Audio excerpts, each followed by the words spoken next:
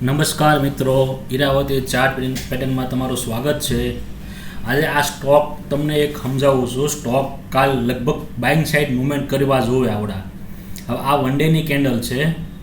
આજે જે મુવમેન્ટ આવી ગઈ ને આ કેન્ડલના હિસાબે આ કેન્ડલનો હાઈ કાર્ડ છે ને આ ક્રોસ ટ્રેન્ડ લાઇન બને છે. આ વન ડેની કેન્ડલ છે અને એને જ આપણે સમજશું 15 મિનિટની કેન્ડલ ઉપર. હવે ઉપરથી ટ્રેન્ડ લાઇન આવે છે. આ ઉપરથી ટ્રેન્ડ લાઇન સીધી આવે છે. આ ટ્રેન્ડ લાઇન આવી ગઈ છે. હવે કાલ આ લો આજે સેવિંગ આનાથી નીચે ન જવું પડે અને ઉપરની સાઈડ અહીંયા પેટર્ન બનાવીને ઉપર ગમે એની ઉપર ખોલી જાય પછી નીચે આવીને પછી પાછું ઉપર જાય ઉપરની સાઈડ આ સપોર્ટ છે એનો. આ બેંક સાઈડ થઈ શકે છે આ સ્ટોક. ઓકે, આ સ્ટોકની પેટર્ન સમજજો. આ પેટર્ન સમજમાં આવે છે મને ઇન્ટ્રાડે માટે. જો કોઈ લોંગ ટાઈમ માટે એ રીતે નથી. આ ઇન્ટ્રાડે માટે સ્ટોક છે.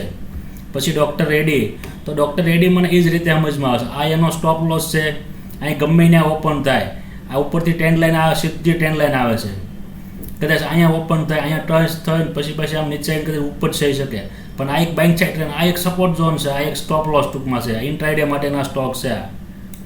હા, આજ તો બાઉન્સ બેક કરી ગયો હિન્દુ લીવર. પણ આની ઉપર નજર રાખવાની એક કે આ બેંક સાઇડ કદાચ એક દિવસ હોલ્ડ કરી જાય તો બેસ્ટ, અને કાલે મુવમેન્ટ વન સાઇડ કરી જાય તો લગભગ કરવો જો. આજના માર્કેટમાં જો મુવમેન્ટ કરી હોય ને તો કાલ મારા ખ્યાલથી કરશે ખરો મુવમેન્ટ, અને કદાચ હોલ્ડ કરી જાય તો કરી જાય એવું.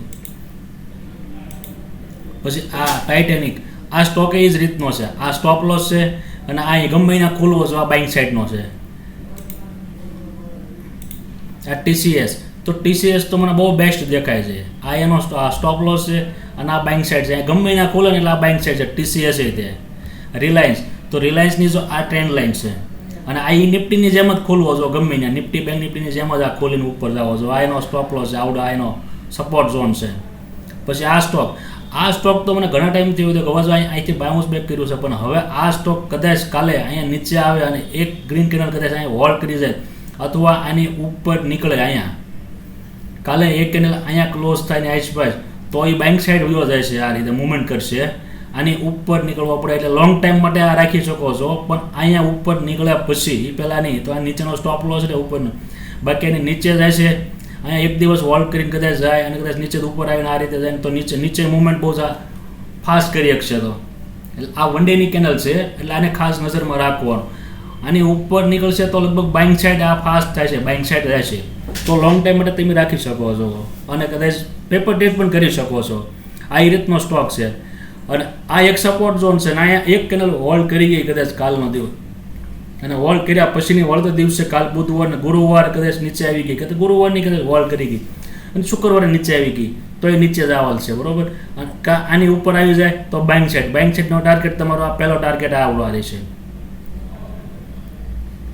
89 આસપાસનો, 88-89 આસપાસનો ટાર્ગેટ રહેશે. અહીંયા બાઇંગ કરો એટલે બરાબર આવડો ટાર્ગેટ છે એનો. આ સ્ટોક એ રીતનો છે. આ પરફેક્ટ સ્ટોક છે. જય સ્વામિનારાયણ.